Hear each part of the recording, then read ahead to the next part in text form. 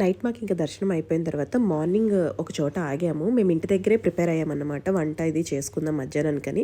వాటికి కావాల్సిన సామాన్లు అన్నీ కూడా తెచ్చుకున్నాం. సో ఇక్కడ మేము చికెన్ కట్ చేసుకుంటున్నాము. అండ్ వండుకోవడానికి వీలుగా ఉండేలాగా పొయ్య ఇది అరేంజ్ చేసుకొని ఇంక ఇక్కడ కొంచెం pulao rice and chicken curry వండుకున్నాము. అండ్ వంట ఇదంతా అయిపోయిన తర్వాత అందరం కూర్చొని చక్కగా మంచిగా తినుకుంటా ఎంజాయ్ చేసాము. అండ్ దగ్గరలోనే వాటర్ ఫాల్స్ ఉన్నాయి అన్నారు. సో అందుకని చెప్పేసి కొంచెం త్వరగా అవన్నీ సెటప్ అంతా తీసేసుకొని కడిగేసేసుకొని మేమైతే స్టార్ట్ అయిపోయాము. అండ్ మేము ఉన్న చోట నుంచి వాటర్ ఫాల్స్కి 20 కిలోమీటర్స్ అన్నారు.